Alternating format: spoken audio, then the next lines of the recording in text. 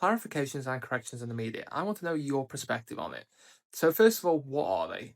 If you have a media article, whether that's online or in print, and this can also apply to books and other forms of publications as well, but mainly focusing on the media side, this is when someone has noticed either an inaccuracy, it's been misconstrued, it's factually incorrect, and therefore they've tried to change it. They've released an updated version, they've issued a clarifying statement, they've pulled the article entirely.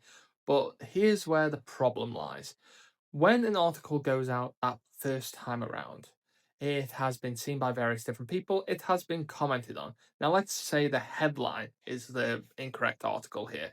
Now, individuals might read the entire article and the article might be right, and therefore they have an informed opinion on that perspective.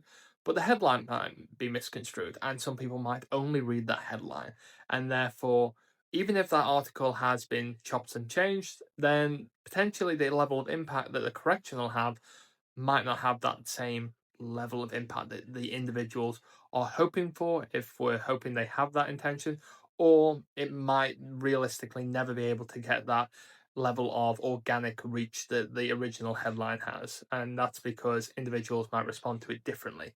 Equally, there's an element of the weight that the individual publishing this or the papers publishing this put to it. A correction is often something you have to go looking for. You might go looking for that original article and find that it's no longer there, it's incorrect, or it's being clarified with a correction. But largely, there might be other publications that have then used that initial article and then built upon it. And you have an element of falsehood built on an incorrect article. And that can be a problem in itself because once it's out there, you can't bring it back entirely. And unless you're going to give the corrections the front and center and the pride of place positions in your paper to say, this was an article we published a week ago, this is a correction we made, these are the changes, and you're running it like it's a new story, you're likely not to get the same impact. And equally, even if you do that with the best of intentions, you even then may still not be able to get the same reach that you were going to get with that original article because individuals might not interact with it the same. And that is part of the challenge.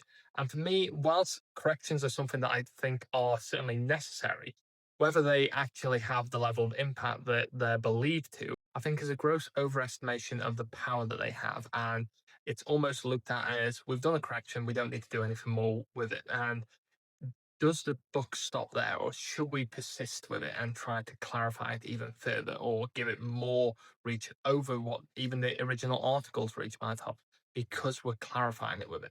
What are your thoughts? What are your takes?